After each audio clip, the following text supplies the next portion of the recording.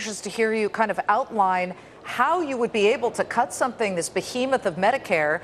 And I'm just wondering who has the stomach on either side of the aisle to do something like that, which is a very popular program with many constituents. If you want to see a plan that has been scored by the Congressional Budget Office as achieving full solvency for Medicare, Medicaid, Social Security, and paying off our national debt, go to my website at AmericanRoadmap.org. And what I do is each of these entitlement programs, I change them prospectively. If you're 55 and above, it stays the same. So if you're in a near retirement, no change. But they have to change for younger generations because they're growing themselves into extinction. They're going bankrupt.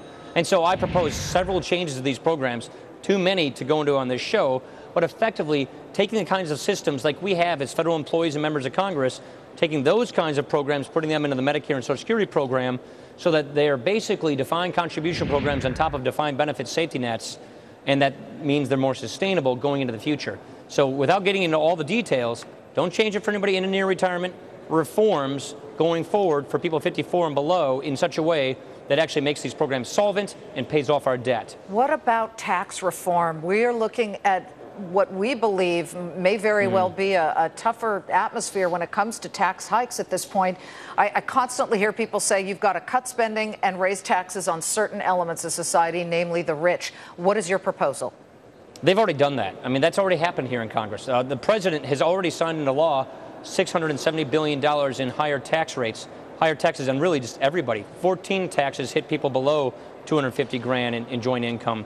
We're not advocating tax increases. In my plan, I actually reform the entire tax system, but I don't propose to get more money out of the economy than we're already taxing. I would do it more efficiently to promote growth, entrepreneurship, risk-taking, innovation, and jobs. What I focus on is the spending trajectory. If you try to tax your way out of this fiscal mess we are in, you will literally ruin the economy. And mathematically speaking, you literally can't tax your way out of it. I'm assuming, Representative, that you would be against a value-added tax, the so-called VAT that a lot of European countries have. I think that's a bad idea because the context in which that's being discussed is throw a VAT on top of everything else, not in replacement of a current tax system we have, but on top of the tax system we have. On top of everything. Hey, what about raising the retirement age 1 or 2 years? There are a lot of people talking about that. That's something I have in my legislation and Roadmap for America's Future prospectively for people 54 and below. So obviously that's something I've been endorsing and advocating. It's in my bills. We'll see where the commission goes, though. I don't think it's really a good idea to get into what the commission should or should not do on these particular issues, but I'm well known in my position in favor of that. We are looking forward to hearing from you again after the first couple of meetings, Representative. Will you come back? All right. Thank you very much. Representative Paul Ryan of Wisconsin, our thanks to you. Tomorrow on Countdown to the Closing Bell, we'll speak to Democratic